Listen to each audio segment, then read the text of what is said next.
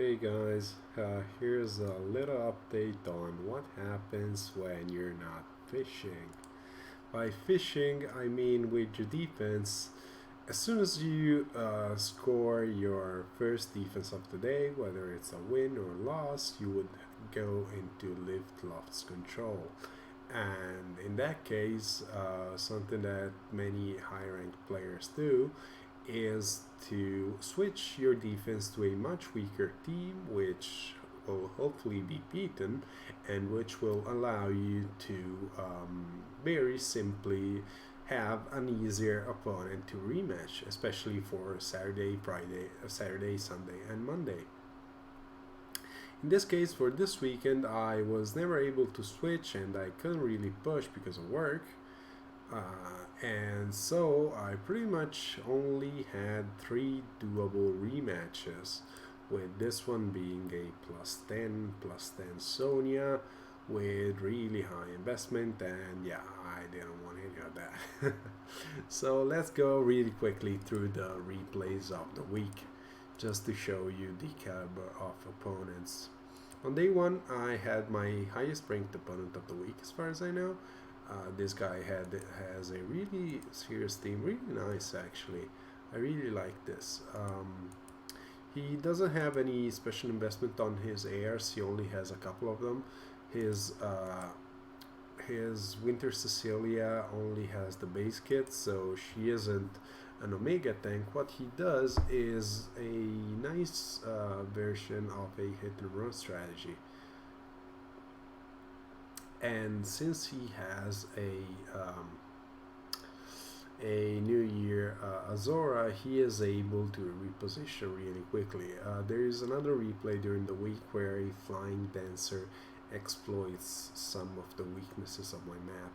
I knew that this left side was going to be a problem for me. The nice thing is Legendary Elm with the extra movement was able to bring a kill home. However, it's still a minus 60. This is very simple cleanup from my opponent. The one death that they suffered, they weren't really expecting. This week I went with the cage since the bonus building is the Dark Shrine. I have a free building, which is usually the bonus building. This week I was afraid of the new Halloween Hector. However, I never encountered him, and to be honest, he doesn't seem any good of a unit, to be honest, and I don't think I should worry too much about him, even though I am running an infantry pulse team.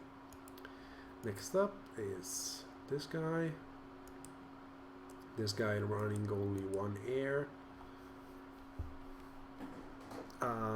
And I mentioned in a previous video, I don't really take defenses against single air or single Naga very seriously. The neat thing is his Aversa was able to tank and survive my Lilina. He has a plus 10 Aversa with plus 10 HP from the CO and the A slot, which is a little bit more than most people will invest. No Dragon Flowers, but still. He could have had another 5 HP from the second air, so I don't worry too much about it, but it's still a very high investment Versa. This left slot, again, Legendary Olm gets dance and gets a snipe. It's really nice. I wasn't too happy. There is another replay this week where Raven, instead of going for a Wings of Mercy play, he rallies instead later on in the match, and I'm not super happy about it. However, there's not much that I can do. Here it's just the Olm show, really. He takes 1 death here because the Olm rallied, and he takes another one here and he surrenders.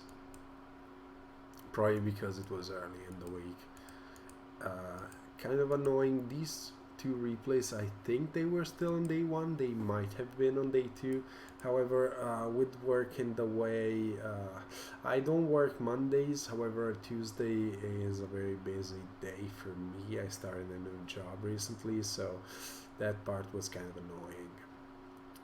Here, Fjorm is the bonus unit, although it's not Water Week. I don't understand why all these people are running Legendary Azora and Fjorm when they don't score. Just look at the bonus units, guys. You don't need to run all those units all the time, especially on Light Week. Light Week, we have access to 10 more blessings from the Hero's Path thingy, so yeah, just not happy about it. Here we have Wings of Mercy, Gale Force, an Air Kill, and I think I finally put Wings of Mercy on Legendary Alm again, and I'm really happy about it. And here I believe that they concede because they're unable to put a dent really in my Raven. Raven is really cool because given that he has really high speed, it's very unlikely that he's gonna get doubled, so that makes him deceptively much tankier than he looks. Here I don't really know what their turn 1 is, what they did for their turn 1. Anyways, this is an Aidan team supported by a Kaden. I didn't really consider Kaden as a support for Aidan, to be honest. But yeah, she's proven to be quite tanky. Here the dance order I'm not super happy with. Oh, never mind. Isolation, so Legendary Azora couldn't dance. Yeah. Otherwise, Selef would have been able to snipe the Bridal Fjorm. But yeah, what's gonna happen here? Is he getting danced? Yeah. He gets danced, he snipes the Fjorm since he had 3 movement from the previous dance. And as with Raven, if he gets 1 kill, he is going to get another kill. He's going to kill an Air or a Naga. For next week, I am going to try out again a setup with the double Tressier. I'm not running a Legendary Alm. I'm running, instead of Raven, I will be running a much more well-rounded South, since he's running the cleaner, so he should be able to fight everybody. This guy's team, he's not running any airs. His defensive team, he runs Ground Blade on Cecilia. I actually took the rematch, and it was one of those matches where it's so easy that you don't think about what you're doing at all, and so I lost an air, and I was quite annoyed by that. But yeah, this guy is pretty much running PvE horses, all of them to +10. That was kind of funny. So yeah, this guy tanks a lot. I was really surprised that Raven didn't try attacking, because if he did, he would have been able to beat danced and maybe do some work. I don't know. But still, we took 1 kill. That was really as much as we could hope for. Yeah, hit and run teams can do fairly well against my defensive setup. It's not about the units that I use, it's more about the setup in general. I didn't lose any lift here, fortunately. This guy is running a regular Burkett as a tank. I went into my last video on a bit of a monologue on how I feel that Fallen Burkett can work as an AR tank. Regular Burkett really not so much. And the adult Tiki is just, what are you doing? Why is this unit doing here? Just no, that's not something you're gonna break on Aether Raids.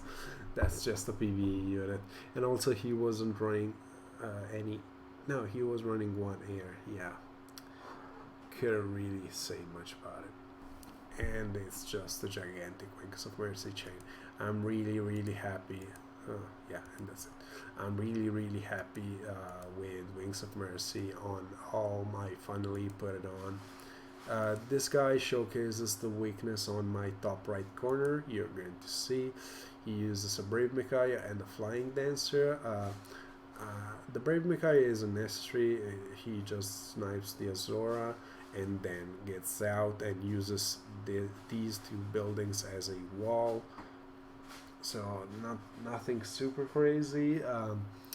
However, and he doesn't even really need a Flying Dancer since he repositions her across the pond. Yeah, these two squares are safe, so he doesn't really need to worry about it too much. Last week I think I had somebody with a Cronia exploit this weakness as well. I don't really know what to do about it since this cage is protecting my legendary alm. My legendary alm is my Hardy Bearing user, so I really need to keep him protected. I do not have any Mayogis for a dagger user, so I only have one source of Hardy Bearing, and that is Hardy Bearing itself. I get to snipe one unit, but that's pretty much it. Yeah, not much else I can do. And Ninian, unlike say a Sylvia, she really can't do anything. Offensively, defensively, she is just not a unit. She I could be running Panic Floyon. No, not even I need it for the infantry pulse. I could be running, for example, Sudden Panic. I pulled nine fallen female Corins going for air, but yeah, and this guy using a poleaxe on Libra with no seal.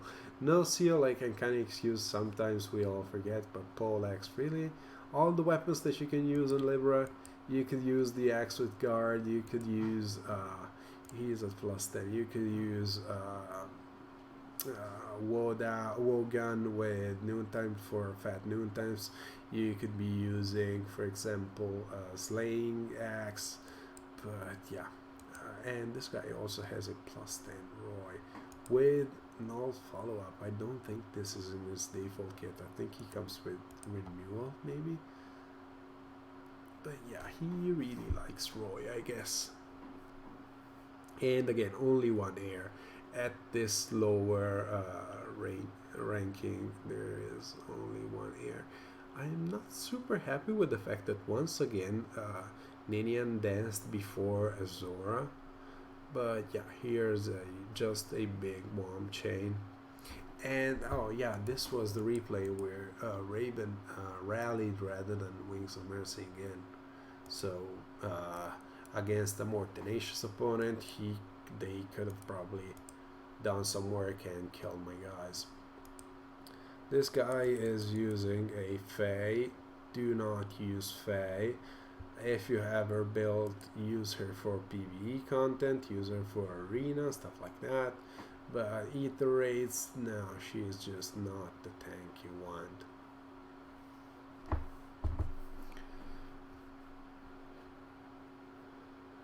And yeah, she's gonna tank the Seliph, no worries. Faye is pretty speedy, but you're not gonna tank an Alm as well. Next up, he has to suicide one air in order to kill the legendary Alm. However, my reach is insane at this point, and he just sacrifices the air as well. I don't know if he gave up or he was trying to ensure that by killing the dancer he could do something more, but really there's no chance against this. I'm sorry, I'm still a little bit sick from last week. I will try to get all the builds video done by tomorrow. I will do my best, but I wanted to get this video out to show you pretty much what happens in a week of infantry pulse if you don't push it too hard. I believe I ended the week at minus 120 maybe in terms of defense, but yeah, fishing is much more effective. Here again there is another instance where if Raven had Wings of Mercy, then he would have been able to snipe the Lucina and made the Brave Ike much more targetable in this case, say. Because from here on out, this Brave Ike is only at plus one. Oh, he has 10 Dragon Flowers, okay. But still, you'll see that I'm pretty much unable to dent him. And since he has Quick Riposte, he is going to pop Ether on every round of combat. And that means that I'm unable to pretty much do anything to him. It doesn't help that Legendary Azora killed herself. That was an issue. I finally pulled a Sue, so I'm finally going to give my Legendary Azora Hull Speed 4. Although Guidance would possibly be an option to not be victim to panic. But yeah, as you can see, nothing can touch Brave Ike. I actually tried playing with him myself this week. However, he's died in half the matches that I've put him in. This week on day 1, I actually won my first match. On day 2, I lost 3 ladders in a row, and 4 of my losses this week, what happened was I lost to exact lethal or lethal by 1 point of HP. So I was really quite annoyed this week. But yeah, it is what it is. I don't think anything else is gonna come in. Let's see how many points I've lost. Yeah, 120. Next week, I'm gonna show you my setup really quickly. Here we go. Double threats here. I need to put Flashing Blade 4 on her. He's the one running the cleaner this time. And I'm gonna be having much more HP and much more death to work with. So we'll see how it goes. Alright, thanks everyone for watching, and I will see you next time. Bye bye.